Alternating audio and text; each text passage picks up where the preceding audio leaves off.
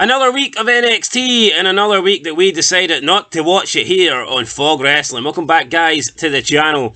What can I say? NXT, it's just not worth 2 hours of our time anymore. It's really not. We will look at the results, we'll recap it. If there's any big shows coming up or intriguing shows or interesting shows, then yeah, we will watch it. But honestly, for the NXT, for the most part, it's a tough watch, man. It really is. I don't like watching NXT. It's probably one of my least favourite shows to watch. Maybe my least favourite show, which is disappointing because, believe it or not, about a year ago, I actually probably, maybe 18 months ago, I thought NXT was probably the best show to watch. There was a period where SmackDown was number one, and then SmackDown started to drop off a little bit. And I think during that period, NXT took the number one spot. It was interesting. It was fun.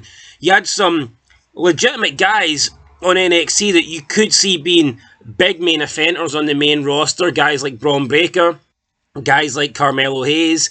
You had up and coming guys who were like in good, funny segments. I remember Tony D'Angelo and the crew, the family. They were always doing interesting stuff. You used to get good Chase University segments as well. Those seem to be a thing of the past. Yeah, for me, it's not that interesting anymore. The women's division used to be better. The women's division now just isn't that good, honestly. I don't really care for the women's division now, but it is what it is. There's no Tiffany Stratton. Cora Jade's out injured. Mandy Rose has left the company. Toxic Attraction, I enjoyed them. They seem to be lost in the shuffle right now.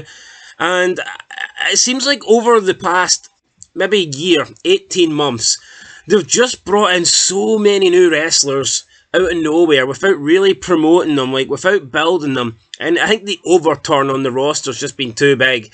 You should be gradually bringing in people, but it's almost like 75% of the roster has changed over the past like year and a bit. And you just go from like knowing people and then getting a roster you basically know nobody, and it sucks. I mean, it really does suck, especially the women's roster. They've just, like, I remember, but 2 years ago, it felt like NXT was probably about maybe 70%, 75% men, and the rest made up of women. But now it's 50-50, and you can maybe even make a case that there's more women on this show than men.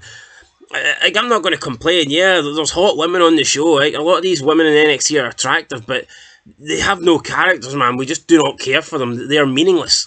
They are meaningless, and it's just the show's full of just women that fucking wrestle, and it's really boring, man. It is. There's not a lot to watch on this show, but anyway, let's recap it here. So we have a Chase University Championship celebration. I mean, look, Chase University have always been corny, okay? It's always been this, like, comedy thing. But it used to be actually pretty funny. I remember they used to do the segments where Andre Chase would go fucking mental and start swearing and shit, and it was funny. It was kind of cool, but, I mean, they don't seem to do that anymore. Everything is just completely goofy. I don't know. I used to really like Chase U. Just don't care for them anymore. Axiom and Nathan Fraser defeat Duke Hudson and Riley Osborne. I guess they earn a shot at the titles now. We got a backstage segment with Stevie Turner and Mr. Stone trying to convince Ava something about an elimination match. Ava's the worst GM of all time. So now they have to use Mr. Stone and Stevie Turner as, like, what are they, like, assistants or some shit like that? I mean, who cares? They're both better on the mic than Ava. Second match, Lola Fice taking on Wendy Chu. Wendy Chu, her, her, what do you call it, bandana says dead inside. That's how I feel watching this show, just dead inside. It's not very good. Wendy Chu defeats Lola Fice. Kalani then hits Wendy Chu with the belt, challenges her to a North American Championship match at NXT No Mercy. Look at Kalani Jordan, okay? Why is she champion? Why did they create a mid-card title for Kalani Jordan to win? What's her gimmick? What's her personality? What does she bring to the table other than being an okay wrestler and looking attractive? I mean, what has she got apart from that? Nothing. Absolutely nothing. There's no reason to care for Kalani Jordan, and there's no reason to care for the majority of the other women on this show either. It is what it is. Third match, Sol Ruka versus Jada Parker versus Brinley Reese versus Adriana Russo versus Kendall Gray versus Ray Sinclair in a No Mercy Gauntlet eliminator match. The winner will battle Roxanne Perez for the WWE NXT Women's Championship at NXT No Mercy. And in the end, it was Jada Parker with the win. So it seems like we've got heel going up against heel here. Bit of a strange win. Look, Jada Parker, attractive, big juicy ass. You know, what's not to like there? But again, her, in terms of her character, what sets her apart from Kalani Jordan? You know, there's just nothing really. There's no real reason to like these women. I mean, or care about these women. They're all decent wrestlers, you know. There's no one that can. There's no one that fucking sucks. You look at the NXT women, and I mean, majority of them are probably better than Maxine Dupree. All of them are probably better than Maxine Dupree. They can all work decent in the ring. That's both. Everyone can work decent. That's not enough. You can't be, oh, she's good in the ring. That's not enough in 2024. Pretty much that's all everybody cares about, being good in the ring. What about being good outside the ring? What about having a reason for people to care about you? Could you imagine if Undertaker wasn't the Undertaker? Could you imagine if Mark Calloway was just Mark Calloway? Fucking white guy. You know, a pale white guy in tights.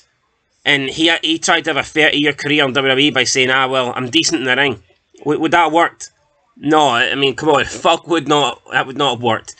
Would not have worked at all. We got the Good Brothers versus Hank Walker and Tank Ledger. I mean, who gives a fuck? Hank and Tank win. Then we get No Quarter Catch Crew, Obafemi family segment. Again, women are involved and they can't really do anything with the men. It's just awkward and weird.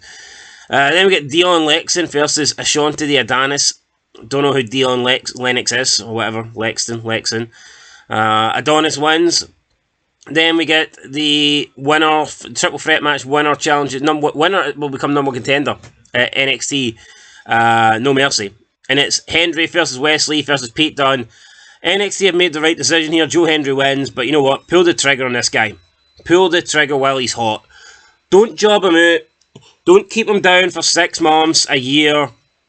Do what you used to do when people got over, when people were getting a reaction from the crowd. You pull the fucking trigger, man. You don't sit them in the mid-card for 2 years. I mean, look what they've done with LA Knight.